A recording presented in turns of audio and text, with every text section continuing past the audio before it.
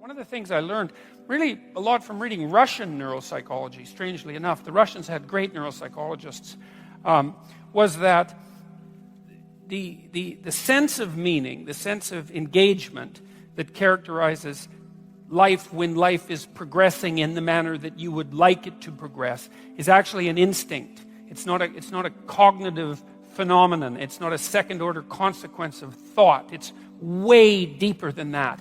It's an extraordinarily profound instinct.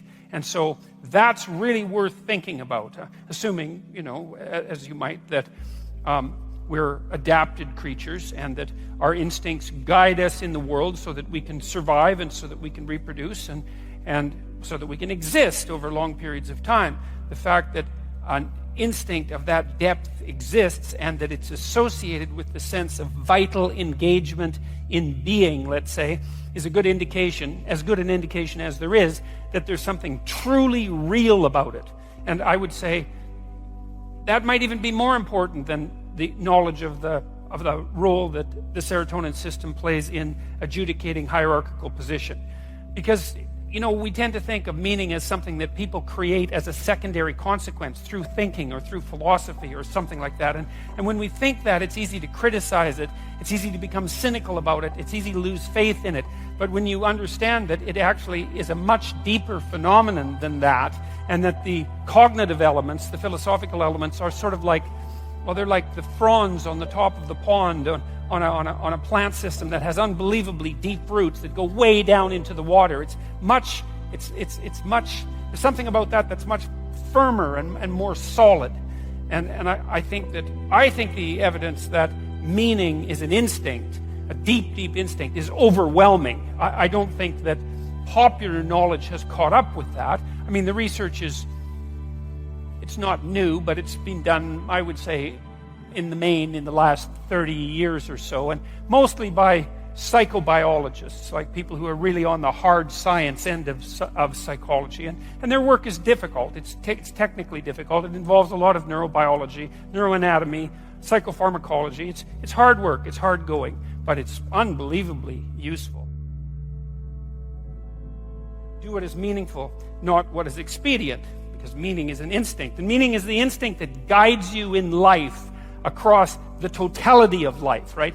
What's expedient, that's what you might want to do right now in an impulsive sense, right? Because you're driven forward by, anger or anxiety or frustration or disappointment or despair, some sort of one-eyed motivational monster that's got you in its grip that really isn't considering everything at once, right? Like considering your life tomorrow or your life next week or your family's life or maybe even your well-being half an hour from now, because you lash out in anger, and you can, people do that. It's understandable. Sometimes it's even necessary, but it's not wise generally.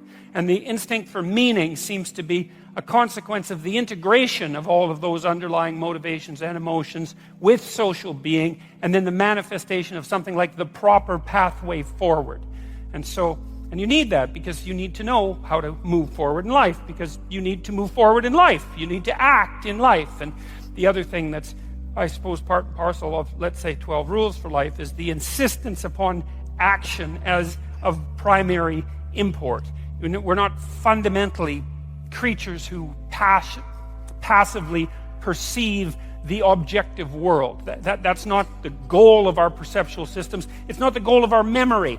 The reason that you have memories isn't to remember the past.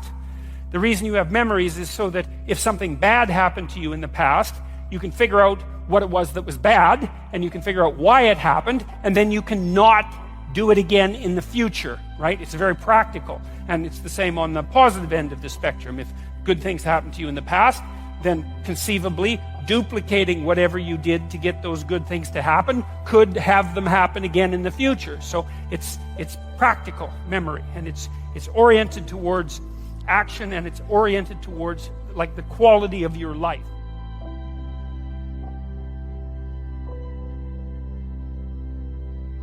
I've gone around and spoken, and a large proportion of my audience has been young men, under 30, something like that. And I've spoken to them a lot about responsibility. And what's so odd about this is that of all the things that I've spoken about, because I can see the audience and I can feel how the audience is reacting, because I'm always paying attention to all of you, insofar as I can manage that. So I get some sense of how what I'm saying is landing, which you have to do if you're going to speak effectively to people. And what happens is, if I talk about responsibilities, everyone is silent, just like they are now. Silent and not moving, right? Focusing, attentive. Say, pick up your responsibility. Pick up the heaviest thing you can and carry it. And the room goes quiet and everybody's eyes open. And I think, that always makes me break up. I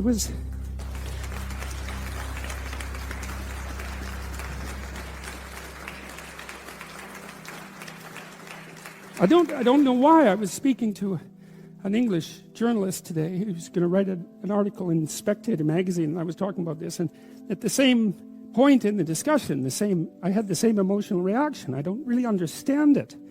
I think there's something about it that's so crucial, because we've been fed this unending diet of rights and freedoms, and there's something about that, there's something about that that's so pathologically wrong. And people are starving for the antidote, and the antidote is truth and responsibility, right? And it isn't because that's what you should do in some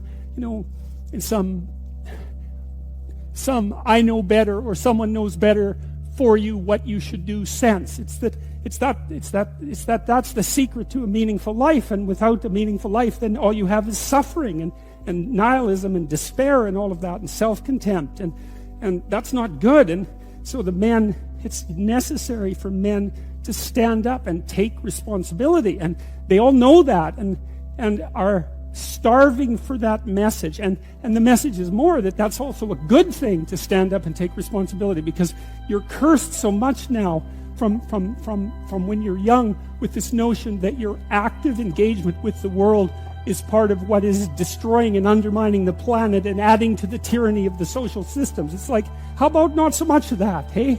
Because it's too soul deadening. It's anti-human right to the core. And my sense instead is that, if you were able to reveal the best of yourself to you in the world, that you would be an overwhelming force for good, and that whatever errors might be made along the way would wash out in the works. And that's the other thing that you see in the Abrahamic stories, because Abraham is not a perfect person by any stretch of the imagination. He's a real person, and he makes mistakes, but it doesn't matter. The overarching narrative is, maintain your covenant with God, and despite your inadequacies, then not only will you prevail, but your descendants will prevail. It's like, great, that's really good news, So it's been really something to see that in the stories.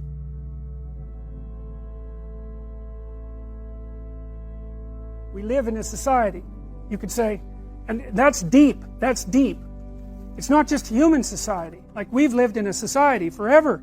So, lobsters live in dominance hierarchies, and they use their serotonin system, at least in part, to keep track of their dominance position. And so you can use antidepressants on lobsters when they get defeated, and they don't feel so bad from being defeated in a fight. And so you just think about that, because antidepressants do the same thing to us. We're so bloody social that the circuits that evolved 300 million years ago, when the lobsters and us had a shared ancestor, are still operating at the base of your brain. That's why status is so important to people, and reputation. I mean, that serotonin system governs your emotional regulation. How people respond to you and what they think of you, man, that matters. That's why you're on Facebook all the time and checking your texts and obsessing continually about your online presence, assuming that you're doing that, and contacting people frantically and seeing what the updates are. It's like, how are you held in the esteem of others? Very, very important, and that's because it determines your emotional regulation. It's really important. So we exist in a society, always. And the society has two elements.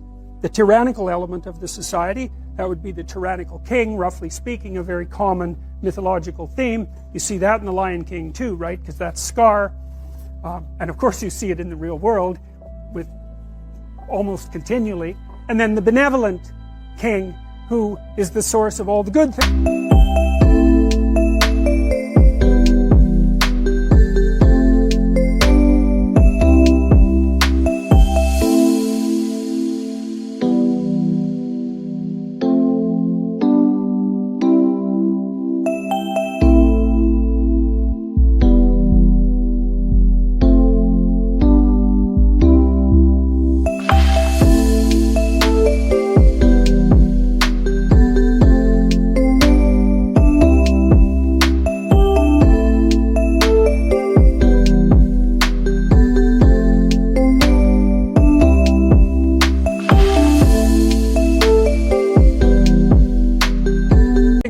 culture.